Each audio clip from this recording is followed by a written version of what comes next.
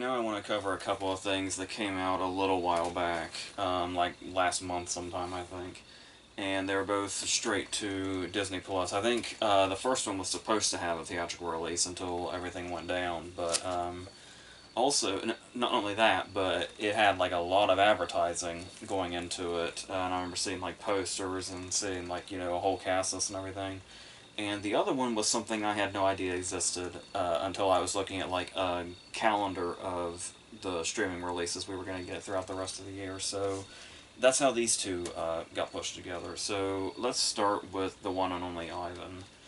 And as I was saying, there was a lot of advertisements for it. You kept seeing that picture of like Cranston and the gorilla, and like the whole cast list was like really appealing. There were a lot of like names in there that just instantly draw you, and they were just all grouped together. And it was like, all right, let's see what this is. And it's a Disney movie revolved around animals, so maybe it'll have like kind of an old school Disney feel to it. Like there's so many things that could be going for this. And then, kind of at the last minute, I vaguely knew that it was a true story. Like, I didn't know anything about the real life Ivan going into this at all. So, when it opens, and so when I hear based on a true story, I just automatically think, all right, so this is one of those movies where I had heard that the animals were going to be like CGI, but it'll be something that's still kind of grounded in whatever story they're telling. And it'll be, whatever this true story happens to be, which I'm really kind of curious what that is. And so when the camera came down and the gorilla was looking into the camera and he started speaking with Sam Rockwell's voice, it was a little startling because I had no idea that they were going to talk because I just saw the based on a true story thing. So the animals talk. Now, there is a reason why they talk, but we'll get into that in a minute. But as it went on, and you get an idea what the plot is, where Cranston owns this like really crappy circus of sorts, if you can even call it that. It's a very, very small, confined circus with just a few animals that he has in confinement in this really tiny like mall or like a shopping center or something. And he just comes out and they perform these shows that have a more and more dwindling audience, and they're just kind of in a really bad place financially, and some of the animals' health is declining and all of that. And at this rate, just kind of watching it in general, I was getting vibes. Like I was saying to myself, I'm kind of getting vibes of their Dumbo remake they did last year, just a little bit. And I swear, just as soon as I had that thought, they introduced a new character, which was a baby elephant that looks an awful lot like the Dumbo from the Dumbo remake. But yeah, so then it basically becomes like this, pretty much what you would expect without the true story angle. Just a cutesy kids movie with animals that talk to each other, and every now and then we'll have like a sad moment here and there. Until it gets into the other side of the plot and the more serious details of what exactly is going on. But it's all kind of confusing for a while, and it's kind of a short movie. I don't even know that it broke an hour and a half. So that's a little amount of time to somehow get confused by this talking animal movie, but I guess you would have a better grasp if you knew the story going in, but it's still kind of jarring how they handle it. Because obviously at the center of this, as far as like the human characters, you have Cranston, who is running this whole thing, but you kind of get a sense like maybe something's not right, but it's so like normal about itself, and where it's like you've got the little girl that comes in that's the daughter of somebody that works there, and she like befriends the animals, and she has a liking to the stray dog that keeps coming in and out, and it's just kind of the normal movie like that, and you don't really suspect that there's like a darkness in it for a while, and I think that comes a lot with how they portray Cranston's character, because it's nothing to do with his performance at all, because obviously Cranston's brilliant, but it's this balance where it's like, in one case he'll be like really, really caring towards the animals, but then there'll just be these random bouts where suddenly he's like really, really demanding and almost like a tyrant to them. and it feels weirdly unbalanced, where that's coming from. But and it feels like the movie doesn't take a stance on him, which is what makes it even weirder. Especially when the story kind of unfolds and you realize just how long this has been going on and how long all these animals have been in captivity, Ivan specifically. But as far as like the voice cast goes, we have Angelina Jolie, who is perfectly cast as like the sort of like a wise elephant. And she's basically a combination of Fly and Ma and Babe. Like those two characters just kind of together, is the kind of vibe I was getting. And she did that well, but there's also Danny DeVito is the stray dog that keeps coming in, and that might give you, as it did me, like bad Look Who's Talking Now flashbacks, where he also voiced a dog, and it's basically the same voice performance. So that's there, but then all that really nice cast list we have on that poster there is just mostly people just getting thrown away to do absolutely nothing. Like you've got Helen Mirren's in here. Helen Mirren is in this movie, and I kept forgetting she was in this movie because and then she's like a poodle or something, and she's just kind of there. Like nothing even particularly memorable that this poodle does. She's just there. She's just one of the animals just hanging out. So there's, of course, she's also doing Fast and Furious movies now, so maybe she just doesn't give a shit anymore. But then we also have Philippa Sue, one of the like MVPs of Hamilton, and she plays a talking parrot. You know the talking parrots that just repeat what they hear. That's all she's here to do. So let's just throw that talent in the trash after we brought it in. Um, Chaka Khan is in here.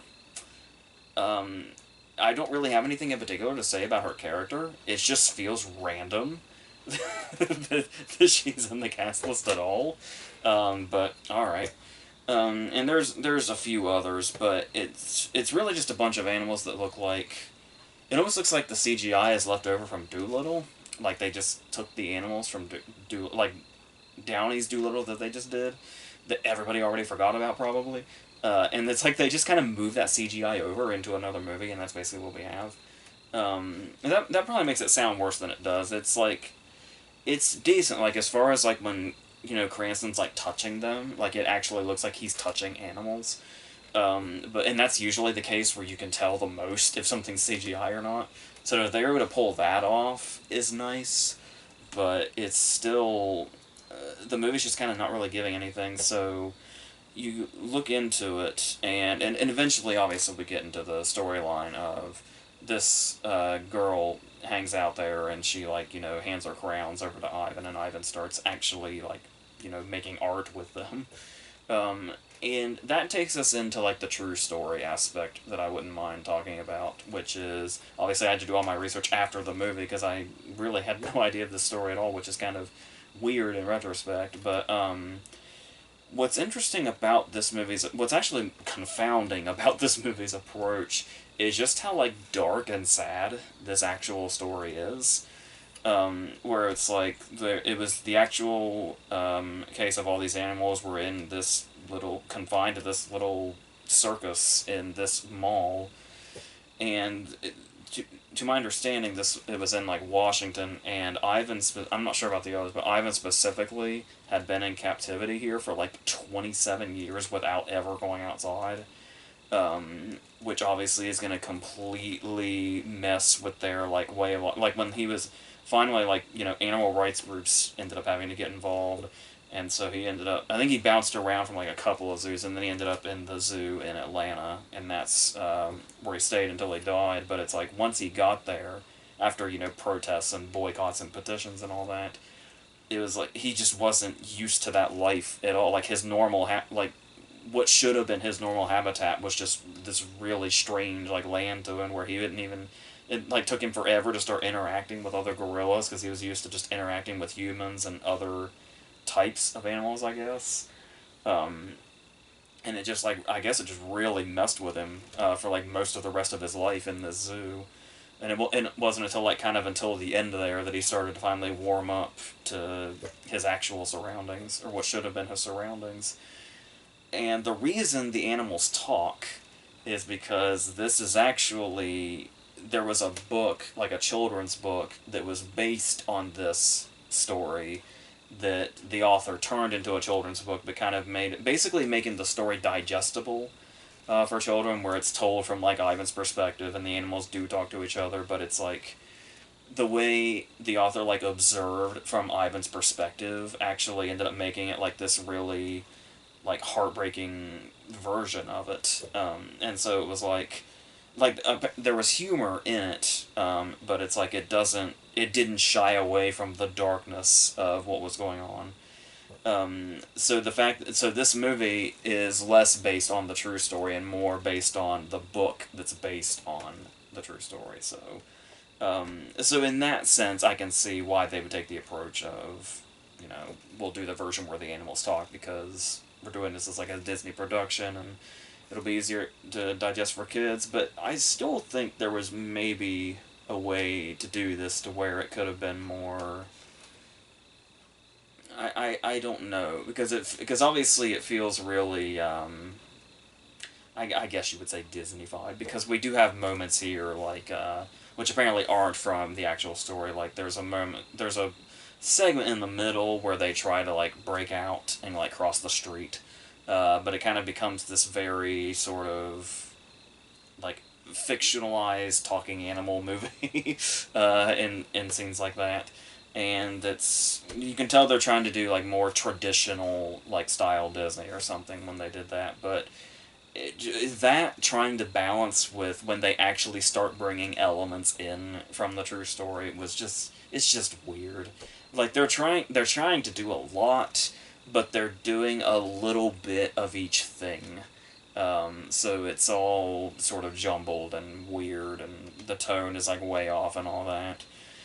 And it gets so wrapped up in being a talking animal movie that the fact that they like I was basically talking about this with the way they portray the first half of the movie is the fact that they're basically trapped in captivity is for a long time barely even like present in the movie. Like it never seems to attempt to give you that vibe that this is way off until like way late into the story, where it doesn't. I don't recall it ever mentioning, how long Ivan had been there because that would have stood out, and it would have been like, oh, well, this is a problem.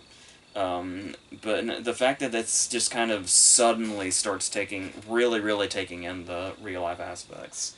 Like obviously, him, making art was part of the real thing also. As outlandish as it sounds, that's actually one of the real things apparently.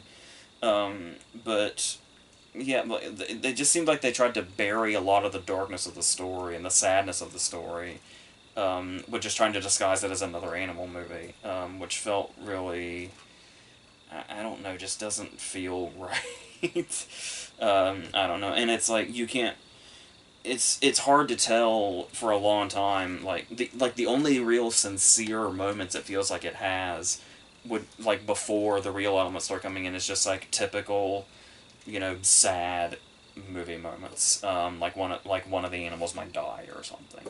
But it's they tried to do a really weird balance of things here that I imagine comes through much more in the book that they tried to base it off of while having those real life elements in it. But yeah, it still feels like there's something really sanitized about it, and I don't.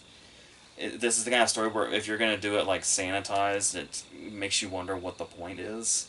But yeah, but I feel like there has to be more sincerity and love behind the idea of making this story into a movie. But this kind of felt like I said, just a weird balance of fiction and nonfiction, and not necessarily. And obviously, movies based on true stories are going to be that anyway. But this story in particular, and how much they use the fictional and the talking animal thing, and them just doing, random things, kind of ignoring the rest of the plot for a while. Like there's like a bunny on a fire truck or something that gets a weird amount of screen time for the story this movie's trying to tell. But yeah, and I guess those moments are charming enough. If you have like really young kids watching this or something, but the charm of that only goes so far when you realize the story they're trying to tell at the end of the day. So yeah, it's just kind of, to me, it was just kind of a weird experience, but at the same time, at least it opens the doors for people to look into the actual story that it's based on. So there is that. Like I said, I was not aware of this story at all prior to this movie, so it did do that. So I suppose if it does that, then it's doing something right. But its own portrayal of all this is weird. It's pretty weird. So I'll just leave that at that. So the other movie that I was going to talk about is Magic Camp, which the concept kind of intrigued me. It's like, kids go to a camp of magic, and that's what it is. So it could be like, it really has the vibe of a classic like Disney Channel movie, which is fun. Usually I bash made for TV movies, but there's like a certain nostalgia that goes with the Disney Channel movie, that still kind of remains, and this felt like it would have been right in that area. The thing that was putting me off was that Adam Devine is the star of it, who I am not a fan of at all. But lo and behold, maybe he's kind of charming in this. Uh, so the opening credits are nice, where we get like clips of a bunch of different famous magicians, past and present. Like Ricky Jay is in there, Penn and Teller in there. I think I saw Copperfield in there. So it's like it felt like there was a real love of magic just kind of right away, and just the whole concept. So there's multiple funny references to David Blaine throughout it. But one thing that did kind of make me freeze while the opening credits were still going was that this movie has 6 writers. It's about an hour 40, and it's just a light comedy about kids at a magic camp, and they needed 6 writers, which is never, ever, ever a good sign. So that was alarming, but then pretty much as soon as it started, it felt okay, because and sometimes looks can be deceiving, and if a movie has a good first scene, that doesn't necessarily mean anything, but it gave me hope, and that was something about the opening credits that also gave me hope was Jeffrey Tambor was in it, and I had no idea of that. And Jeffrey Tambor is the first scene, and it's this tape that basically it's like basically a recruitment tape sort of, or like a welcome tape to the camp, and it's so it's so funny in this offbeat way that I wouldn't have expected from like this kids movie that's just on Disney Plus. And it felt like something. It felt like Jeffrey Tambor was doing a bit for John Mulaney and the Sack Lunch Bunch, is what it felt like. And that was such a promising opening scene. That may be what won me over for the rest of the movie, because while it's not a great movie, there's a weird charm about this movie that actually kind of kept me hanging on to it, kind of the whole time. So there is that. As far as Adam Devine being the star of it, because he's the character that's he was supposed to be a really big deal. He was the star of the camp when he was there, and he and Gillian Jacobs had a duo thing going on. And then they went their separate ways, and Adam Devine's just a taxi driver now, while Gillian Jacobs is playing Vegas and is on all the billboards and all that. So, with Devine playing this really bitter character that's called back to the camp to teach, but so is Gillian Jacobs, so the rivalry's still going to be there. Why she would, be on billboards in Vegas and then suddenly go back to this camp, I don't know, but there's a lot of questions like that, but it doesn't really matter. So, as far as Adam Devine goes, and why I didn't hate him this time, is I think a lot of it has to do with, because normally in a case where you see an actor that's known for R-rated comedies, usually, sometimes very R-rated comedies, you would hesitate to see them in a movie like this, because you know how watered down they're going to be, and how reined in they're going to have to be. They're going to have to be really, really super duper clean compared to what they usually do. But Adam Devine's one of those people where when he's doing raunchy comedies is when, pretty much any time he's in a raunchy comedy, it feels like he's trying way too hard. Way, way too hard. So I think it actually did him good to be like reined in, and it's like, let's see what you can do when you don't resort to just random raunchiness just for the sake of it. And it's not bad. Like, it's weird how well he actually handled this, and like his chemistry with the kids is like really well done too, especially the main kid Theo, who he kind of becomes like the main mentor for. Like, he's the kid that like really stands out in this sort of quiet way. And that whole storyline is really nice. Because it almost feels like a good portion of this, like a large portion of this movie, is kind of like an ode to like the people that teach us or have taught us in the past. So I thought that was a really, like, the directions they choose to take this stuff is actually, there's actually a lot of like actual touching moments in this, which was really surprising.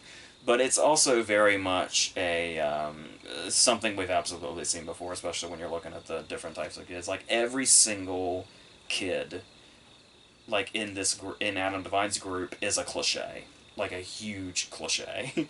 Like, you've got the obviously you've got the loner kid that ends up standing out. You've got the kid that's afraid of everything and has all the different allergies.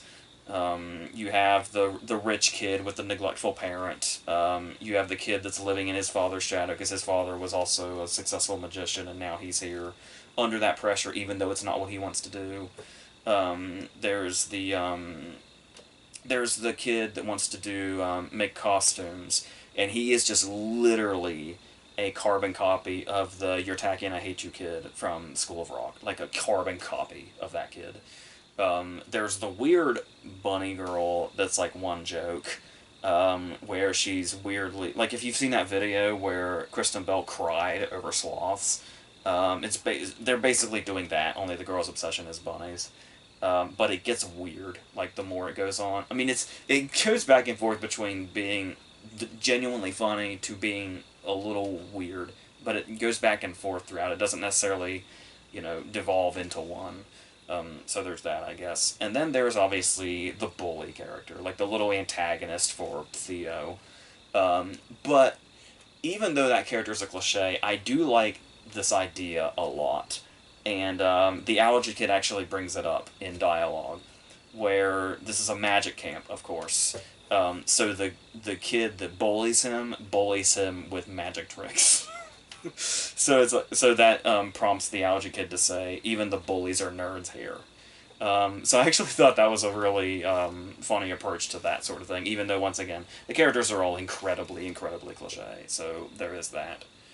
Um, and as far as movies like this having genuinely touching moments, like I mentioned, it is interesting because usually touching moments in a movie like this, especially with some of the broad humor that it has, will probably feel really, really forced. And I was kind of afraid of that, but they actually unfold it nicely, particularly this whole idea that Theo's dad was the one that got him into magic and was the one that like really believed him and pushed him towards that and gave him the deck of cards that he uses. And we get their relationship, we build their relationship like more and more through a series of flashbacks. And like, that's actually a really effective way to do it, the way that they did it, where it doesn't feel too like sappy or like overdone or anything like that, or like it's trying really hard to get you to invest.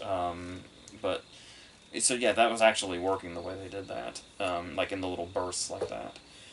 And I think another thing that really works is that there's so, like, I mean, apart from the bully character, obviously, but like I said, even with the way they portray the bully character, um, I liked how not mean spirited the movie was. Because movies like this absolutely tend to go in that direction at times, or even if it's like underlying or subtle. Just there's a lot of movies like this, especially kids movies, where you can sense like an inherent meanness, especially if it's trying to do like more of a self-aware thing, and try to be above sincerity. They might do something like that, but this movie is like not like that at all. Like, even the fact that Adam Devine's character comes from bitterness, like that's basically his main character trait, is being bitter. Um, they still handle that in a way to where it never goes fully into that. To where like it's a trait of his character, but the fact that we can always know where he's coming from and the way he deals with it kind of keeps the movie from going in that territory, which is really nice. And there's even a moment where, talking about the bully, where he does something that's like really damaging to Theo. But the thing is like, because we know what's going on, because it's a magic camp and that's what they're doing, we pretty much know right up, as dramatic as they make it, we know pretty much right up front that it may not be to the extent of what it looked like. Like, he didn't fully do what it looks like he did, obviously. He's obviously doing a magic trick. But even though that would be like this really predictable thing, and it seems like, obvious for the sake of conflict or drama or whatever, we like Theo so much as a character, we're genuinely glad that the bully didn't actually do it. So it works out. It's nice.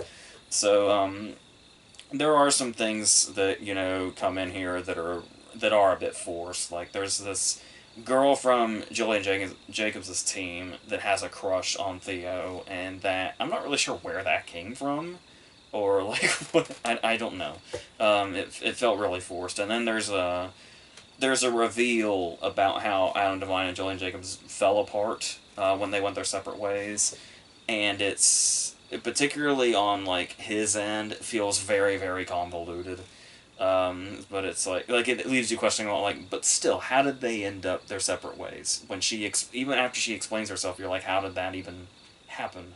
But it's one of those things. Like I said, if you're into the movie, it doesn't matter. But if you're not into the movie, it would be one of the worst things ever. But since the movie had me, it's like, whatever. It's not that important, I suppose. And we go into really cliche plot points about, eventually, he may or may not find a job in Vegas where somebody calls him. So it's like, does he go to Vegas and pursue his dream, or does he stay and help the kids? It's that whole thing. So like, there's a huge predictable cliche around every single corner. But if a movie's charming enough, that this kind of thing shows that maybe that isn't always like a death curse necessarily. If you like the characters enough and if you're into it enough, then it's, yeah. Because there's also I said, different kinds of humor throughout. There's like really big, obvious humor, like a skunk spraying them for a long period of time.